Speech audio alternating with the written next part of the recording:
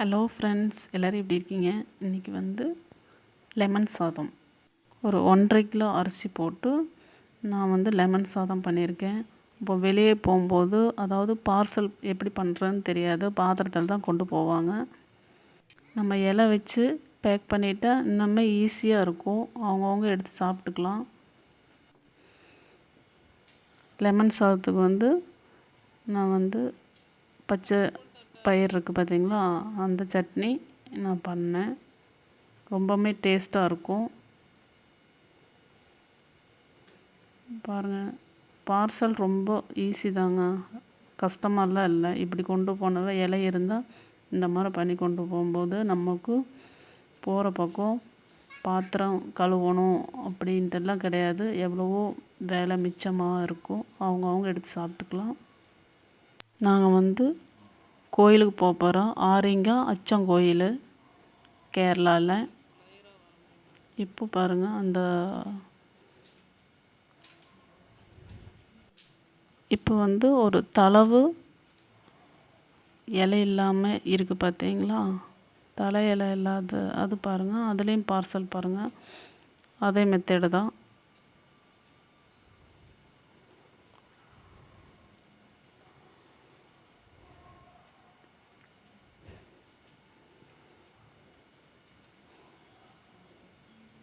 நீங்கள் பார்க்கும்போதே தெரியுது ரொம்ப ஈஸியாக இருக்குன்னு.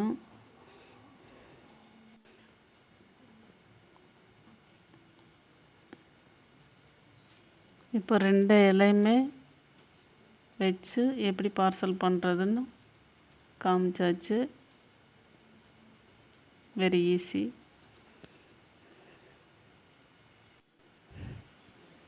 இப்போ எல்லா பார்சலும் கிட்டத்தட்ட ஒரு 7 பார்சலோட்டம் நாங்கள் பண்ணியிருக்கோம். நான் கூட கொஞ்சம் பேர் வராங்க, அவங்களுக்கும் சேர்த்து சாப்பாடு செஞ்சு கொண்டு போகிறேன். இது போகும்போது எடுத்த வீடியோ பாருங்கள், எவ்வளோ பச்சை பசையேன்னு இருக்குது. அந்த பனிமூட்டமாக சூப்பராக இருக்கும். ஓகேங்க, இப்போ லெமன் சாதம் எப்படி பண்ணலான்னு பார்ப்போம். 1.5 கிலோ அரிசி போட்டு வேக வச்சு உப்பு போட்டு வடிச்சிருக்கேன். அது ஃபேனில் நல்லா ஆற வச்சுருக்கேன். இப்போ இந்த மாதிரி எலுமிச்சம்பழத்தில் நான் வந்து 8 எலுமிச்சம்பழம் ஜூஸ் எடுத்திருக்கேன். இப்போது இது மாற்றி வச்சிடலாங்க. இப்போது நல்லா எண்ணெய் சூடாகிற அளவுக்கு ஒரு 80 மில்லி எண்ணெய் ஊற்றிருக்கிறேன். எண்ணெய் சூடானோடனே கடுகு ஒரு ஸ்பூனோட்டம் கடுகு சேர்த்திருக்கேன். கடலப்பருப்பு வந்து ஒரு 3 ஸ்பூன் அந்தளவுக்கு வரும். 2 ஸ்பூன் உளுத்தம்பருப்பு போட்டிருக்கேன். நான் வந்து ஒரு 2 பச்சை மிளகா, ஒரு 8 காஞ்ச மிளகாய். அது வந்து காஞ்ச மிளகாய் வந்து காரம் இல்லாதனால பச்சை மிளகா ஒரு 2 சேர்த்திருக்கேன். ஒரு பெரிய வெங்காயம். அதிகமாக சேர்த்துனா புளிப்பு வந்துடும், நம்ம மென்று சாப்பிட முடியாது. இப்போ கருவேப்பிலை நல்லா கிளறி விடலாம்.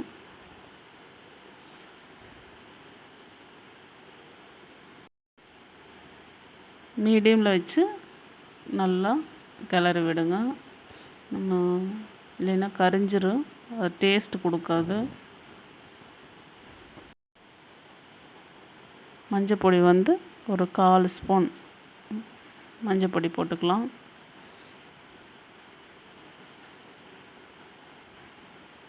அது நல்லா மஞ்சப்பொடி வாசம் போகிற வரைக்கும் நல்லா கிளறி விடுங்க.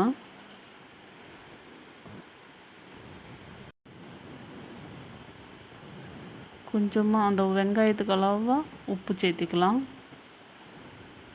நான் சாதத்துலேயும் உப்பு போட்டு வடித்ததுனால இப்போ வந்து சாப்பாட்டுக்கு நம்ம சேர்த்து போகிறது வந்து ஒரு 1.5 ஸ்பூன் உப்பு, அந்த லெமன் ஜூஸு அதோடு கலந்து நம்ம சேர்த்திக்கலாம். ஏன்னா ஃபஸ்ட்டே இந்த உப்பு போட்டுட்டா நம்ம நல்லா இருக்காது. இப்போ வந்து ஒரு கிளறி விட்டுட்டு அடுப்பு ஆஃப் பண்ணிடுங்க. கொதிக்க விட வேண்டாம். ஆஃப் பண்ணிடுங்க. அவ்வளோதாங்க. சாப்பாடு நல்லா ஆறிடுச்சு. இப்போ டைம் பார்த்திங்கன்னா நைட்டு 2 மணி.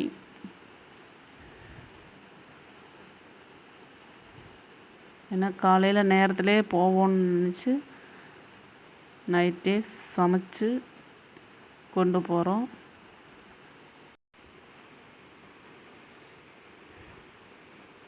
கொஞ்சம் கொஞ்சமாக நல்லா போட்டு நல்லா கிளறி விடுங்க. ஆனால் சூடாக இருக்கும்போது, சாதம் சூடாக இருக்கும்போது மட்டும் போட்டு கிளறி விட்டுறாதீங்க. அது வேறு மாதிரி டேஸ்ட்டு வேறு மாதிரி வந்துடும். நல்லா இந்த மாதிரி அகலமாக இருக்கிற பாத்திரத்தில் போட்டு கிளறி விடுங்க.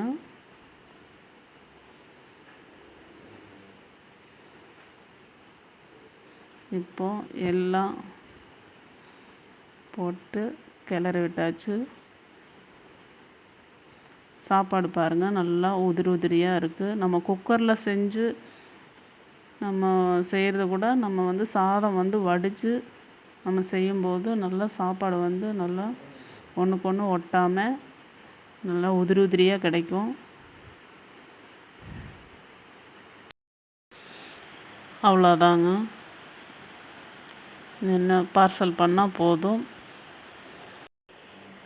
பச்சை பயிர் இருக்குது பார்த்தீங்களா, அந்த சட்னி தான் ரொம்ப காம்பினேஷன் சூப்பராக இருக்கும். அவ்வளோதாங்க, ரெடி ஆயிடுச்சு. சாப்பாடு பாருங்கள் நல்லா உதிரியாக இருக்குது. எல்லாம் உப்பு காரம் எல்லாமே பர்ஃபெக்டாக இருக்குது. இப்போது நாங்கள் போகும்போது எப்படியெல்லாம் இருக்குதுன்னு நாங்கள் நல்லா ஃபோட்டோவெல்லாம் எடுத்து வீடியோவாக எடுத்தோம். அது நீங்களும் பார்க்கணும் அந்த இடத்த அப்படின்னு சொல்லி தான் வீடியோவாக எடுத்துகிட்டு வந்தேன். பாருங்கள் எவ்வளோ சூப்பராக இருக்குது. இது கொல்லம் டிஸ்ட்ரிக். பார்த்தீங்கன்னா போகிற வழியில் ஃபுல்லுமே இந்த மாதிரி தான் ஆறு, நல்லா செடி கொடி பார்க்கவே சூப்பராக இருக்குதுங்க. கொல்லத்தில் punalur அப்படின்ட்டு ஒரு ஊர் இருக்குது. அந்த ரோட்டில் சபரிமலைக்கு போகிற ரோட்டிலேயே கொஞ்சம் தூரம் போனீங்கன்னா அப்புறம் கரூர் ரோடு வரும். இப்போ அந்த கரூர் ரோட்டில் தான் போயிட்டுருக்குறோம். கேரளாவே ஒரு கரூர் அப்படின்ட்டு இருக்குது ஊர். இங்கே பாருங்கள் அப்படியே தண்ணி அப்படியே கண்ணாடி மாதிரி இருக்குது. அவ்வளோ சூப்பராக ஃப்ரெஷ்ஷாக இருக்குது. அதனால் ரொம்ப நேரம் அங்கே நின்று வீடியோ எடுக்க முடியாது, கிளம்பிடலாம். இப்போது அச்சங்கோயில் ஐயப்ப சாமியை பார்த்துடலாங்களா. இதுதான் கோயிலில் வெளி சைடு ரொம்ப ஃபேமஸான கோயில். இதை சபரிமலைக்கு போகிறவங்கெல்லாம் இங்கே வராமல் போகவே மாட்டாங்க. இது பார்த்திங்கன்னா வெளியே சுற்றி இருக்குது. இந்த மண்டபம் மாதிரி நீளமாக இருக்குது. அதுலேயே போனீங்கன்னா சாமி கோயில் இருக்குது.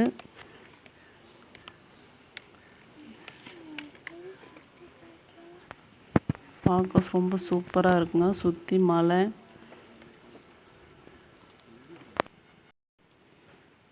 பார்த்திங்களா, சுற்றி வனம் மாதிரியே இருக்கும். சூப்பராக இருக்கும். என்னால் வண்டியில் உட்காந்துட்டு இந்தளவுக்கு தான் வீடியோ எடுக்க முடியுது. முடிஞ்ச அளவுக்கு எடுத்திருக்கிறேன். ஏன்னா அங்கே நின்று எடுத்துகிட்டு வரக்கு அலோட் கிடையாது. நம்ம கவர்மெண்ட்டு ரூல்ஸ் அது கண்டிப்பாக அது கேட்கணும்.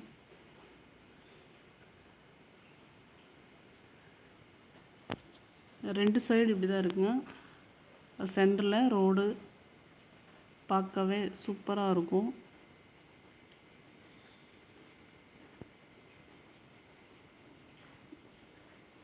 இந்த வாழை மரமெல்லாம் பார்த்திங்கன்னா ஸ்டெப்பாக இருக்கும். பார்க்கவே அழகாக இருக்கும். ரப்பர் தோட்டம், வாழை மரம். ஆனால் இந்த போகிற வழியில் வீடெல்லாம் ஒன்றுமே நான் பார்க்கவே இல்லை. கொஞ்சம் ஒரு சின்ன ஊராக வந்தது. அது ஒரு கடை மட்டும்தான் இருக்குது.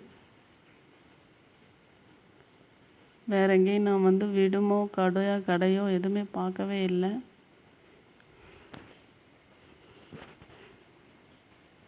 பார்த்திங்கன்னா செம்மையாக இருக்குது. இந்த மாதிரி நான் பார்க்குறதே அபூர்வம்.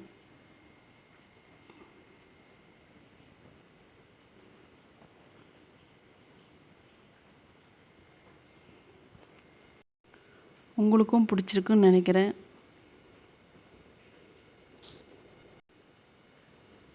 உங்களுக்கும் இந்த வீடியோ பிடிக்கும், கண்டிப்பாக பிடிக்கும்னு நான் நினைக்கிறேன். எனக்கு ரொம்ப பிடிச்சிருக்குது.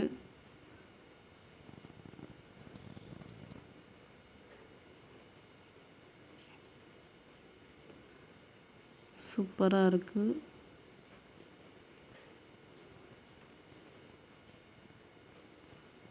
ஆனால் இங்கே ரோடு சைடோ எங்கேயும் ஆள் நின்ன மாதிரி நான் எங்கேயுமே பார்த்ததே இல்லைங்க.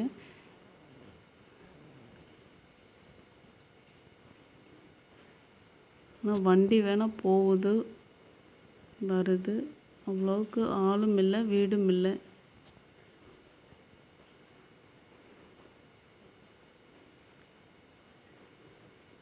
சூப்பராக இருக்குங்க. எனக்கு ரொம்ப பிடிச்சிருந்தது. மனசார சாமியும் கும்பிட்டு நல்லா சுற்றி பார்த்த மாதிரி இருந்துச்சு. ஒரு வீடு மாதிரி இருக்குது. என்னன்னு தெரியல, வீடா என்னமா தெரியலைங்க. பார்த்தா ஆள் இல்லாத மாதிரி தான் இருக்குது.